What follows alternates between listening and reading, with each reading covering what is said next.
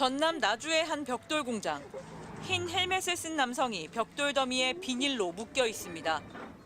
지게차가 벽돌 더미를 들어 올리자 남성도 같이 따라 올라갑니다. 남성을 매달고 움직이는 지게차 주변에선 이를 말리기보다 비웃습니다.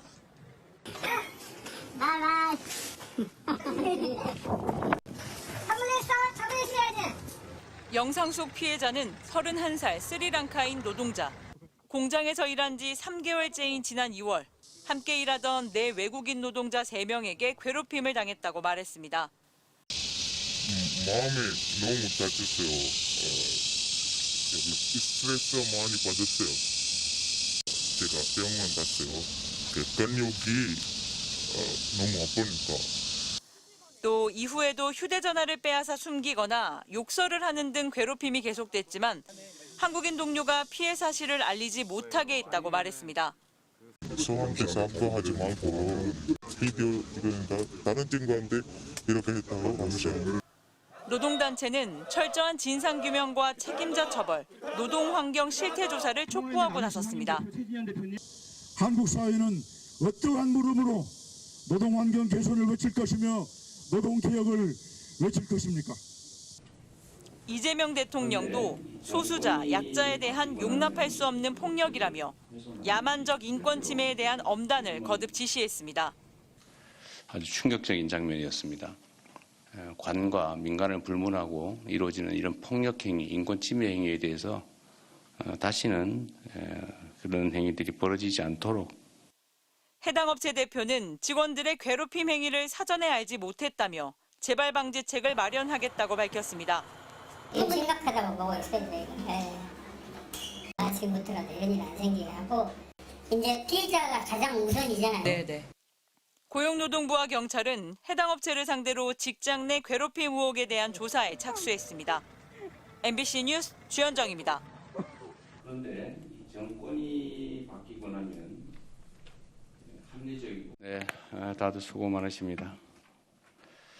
제가 이런저런 소스를 전달받는 경우가 많은데 오늘 아침에 보니까 어떤 분이 외국인 노동자를 짐에 매달아가지고 지게차에 싣고 다니면서 괴롭히는 그런 장면이 있던 영상을 보여줬습니다. 아주 충격적인 장면이었습니다. 이영만리 외국에서 돈을 벌어보겠다고 한국으로 왔는데 아마도 한 집안의 가장일 가능성이 높은 또는 개인이라 할지라도 인격을 가진 사람인데 그런 모멸적인 대접을 이영만리 타국에서 받았으니 얼마나 괴롭고 또 외롭고 서러웠겠습니까? 또 그걸 보는 전 세계인들이 대한민국을 가히 어떻게 볼까 참으로 걱정되는 장면이었습니다. 차별과 폭력은 매우 중대한 범죄죠. 그리고 인권을 침해하는 용서할 수 없는 행위이기도 합니다. 우리 대한민국 국민들도 지금도 그러지만 한때는 일본, 미국 또는 멀리 외국으로 돈을 벌기 위해서 갔던 때가 있습니다. 우리의 가족들이 그런 취급을 당했다고 생각해 보면 이 행위가 얼마나 해서는 안 될 일인지 또 얼마나 중대한 인권 침해 행위인지 또 국가의 품격을 훼손하는 행위인지 알 수 있을 겁니다. 앞으로는 이런 외국인 노동자 또는 소수자, 사회적 약자들에 대한 관과 민간을 불문하고 이루어지는 이런 폭력 행위, 인권 침해 행위에 대해서 다시는 그런 행위들이 벌어지지 않도록 철저하게 대응해야 되겠습니다. 각 부처들이 이런 실상을 소수자 또 사회적 약자, 외국인 노동자 같은 이런 우리 사회에 소외된 영역에 있는 사람들에 대한 인권 침해 행위를 실태를 최대한 파악해보고 다시는 재발하지 않게 하는 현실적인 방안이 뭔지를 보고해 주시길 부탁드립니다.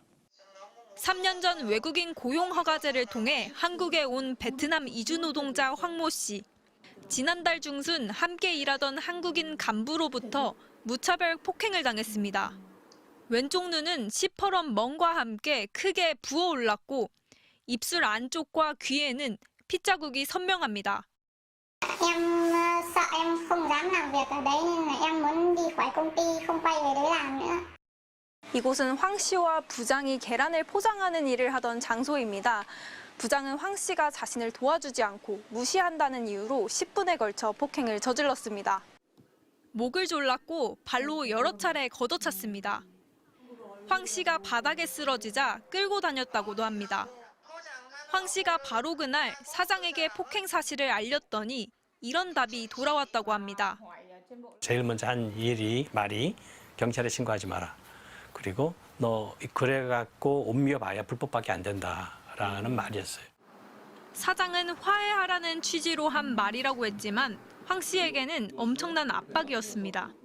현행 외국인 고용법에 따르면 이주 노동자는 3년 안에 3번까지만 사업장을 바꿀 수 있는데 황 씨는 이직 가능 횟수를 모두 채웠기 때문입니다. 현행 제도상 고용센터 사실관계 확인을 거쳐 이주 노동자가 즉각 사업장을 바꿀 수 있는 범죄는 성폭행에 국한됩니다. 폭행 피해를 입었더라도 직장을 옮기려면 경찰 조사 등으로 가해자 잘못이 입증되는 걸 기다리는 수밖에 없습니다. 기다리는 이주 노동자에게는 너무 가혹한 처사가 아닌가 싶습니다. 그나마 황 씨는 운이 좋았습니다. 고용센터에 권고를 받은 업체 사장이 직장을 옮길 수 있도록 고용변경 신고서를 작성했기 때문입니다. 경찰은 지난 13일 한국인 간부를 구속 상태로 검찰에 넘겼습니다. 경찰은 CCTV 분석 결과 폭행 정도가 끔찍하고 재범과 보복 우려도 크다고 했습니다. 이주 노동자의 3.9%가 직장에서 폭행을 당한 경험이 있다는 설문조사 결과도 있습니다. 이주 노동자 단체는 폭행 사실을 숨기는 경우도 많다며 제도 정비가 시급하다고 지적합니다. MBC 뉴스 도윤선입니다.